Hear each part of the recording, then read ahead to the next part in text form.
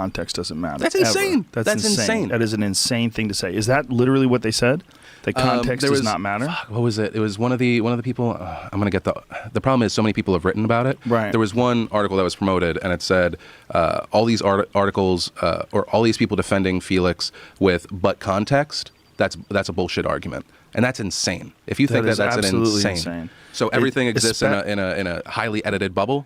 Dope. So let's ruin everyone's career. If you're talking about a mathematician discussing algorithms, yes, context doesn't really mean that much because he's talking about numbers. But we're not talking about numbers. We're talking about words. Yeah. We're talking about the way people express themselves. And we're talking about someone who is generally considered to be humorous.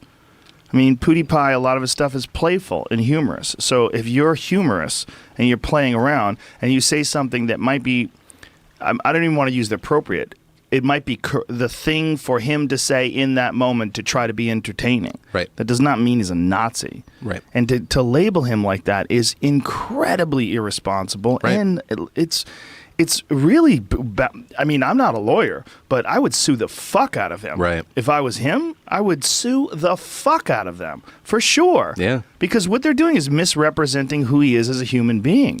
And even if it's beneficial in the long run, it's super dangerous to set that precedent. Well, especially something in this climate where you say this is what he supports and it 100% isn't. How do you know someone doesn't just see those articles, doesn't see his defense, and tries to kill the guy? But why would the Wall Street Journal do something like this? Now, this is where the conspiratorially minded start thinking. This PewDiePie kid is this YouTube sensation, much like this Philip DeFranco guy. Oh, I mean, I have 5 million subscribers. This guy has like 53 million. Whatever. That's still a lot. It's a lot. But do you feel, and you have a legitimate viewpoint on this, do you feel like there is some sort of resentment or anger or so people that are working against the folks that have become these new media stars? Because, I mean, you essentially, correct me if I'm wrong, but you kind of run your own thing, right? For the most part. I am part of a company. Now, right? Now, yeah. But that was a financial decision that you made along the way once you became successful doing it on your own? In a year I'll be back on my own, and we're going to get... Threats. No. This is where I start the negotiations. No, in a year... Well, because I want to start my own larger news organization of people that are from the left and from the right, can debate. Like one of my favorite... Can I play a character? I want to wear a fake nose and a mustache, just talk shit and make things up. And lie. I want to lie. I want to be like a lying news guy. Oh, okay. At first, to further I thought, muddy the water. At first, I thought you were talking about Gavin, but then you said the lie thing. Oh, no. And Gavin, I was like, Gavin cracks me up, man. He's a character, man. He's a funny motherfucker. Because I originally knew him as a comedian, and then I found all the news stuff or maybe it's not that new, but all his political stuff. And I was like, I like listening to this No, this it's guy. not very new at all. He was great the other day. Yeah. Was it yesterday? How many days ago was that? Yesterday was Dominic Cruz. 2 days ago. I do too many podcasts. I know. I was like, who the fuck has he had on this week? My head hurts. Yeah, Neil Tyson, Dominic Cruz. My name should not be on any list with Neil deGrasse Tyson. I fucking love that. How the fuck is mine on there? It doesn't make any sense either.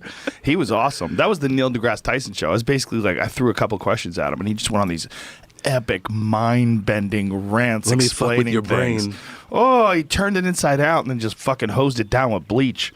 My brain will never be the same again. It was awesome. He's so interesting. He's like one of the most fascinating people I've ever talked to, man. because of his passion for things. Like the way he describes space and astrophysics, it's not just that he's so knowledgeable. It's the intense passion in which he delivers that information. It's so infectious. Well, that's what separates people, is the passion relating everything to art, right? That way, at least it's relatable to everyone. Well, it really is, and there's an art form to the way he does it. I mean, there's so many people. I mean, I'm sure you probably experienced at some point in your life a boring science teacher, right? We all have, where you're just like, oh my God, this guy's so boring. I would have never thought that as an adult I would be fascinated by science. That I would be constantly looking at science blogs and reading all these scientific papers and paying attention to every single news release by NASA of new exoplanets that they've discovered. Like, the passion makes a difference. I was in school, I was way better at math, but I was fascinated with storytelling because I had a really passionate English teacher that like really, and I sucked at it initially, but really got me into storytelling and just the journey and the beauty of a story. And I feel like that We need more people like that. Yeah. More people that care rather than just chasing the dollar. Which, hey, no disrespect for making money. I do feel like some people villainize that, but you have to have the passion. Well, for sure, but it's the role of the school teacher is such an underappreciated and undervalued, and also it's not just undervalued, underappreciated, but when done incorrectly, it's so fucking potentially damaging. I mean, you could really screw a kid's head up. I mean, I don't know. Did any teacher ever say mean shit to you when you were a kid that stung you and like stayed with you for years and years afterwards? Oh shoot. Well, I had some rough Catholic school teachers, but that was early days. That was elementary. That was stuff that maybe pushed me more away from the religion. I think later on it was probably my Spanish teacher who was just so disappointed anytime I got anything wrong that it just made me scared and made me I didn't have any enthusiasm to all of a sudden learn a new language, and so now I'm one of these dumb fucks that only knows one language. Me too. Was it a man or a woman? Woman. Did she yell at you?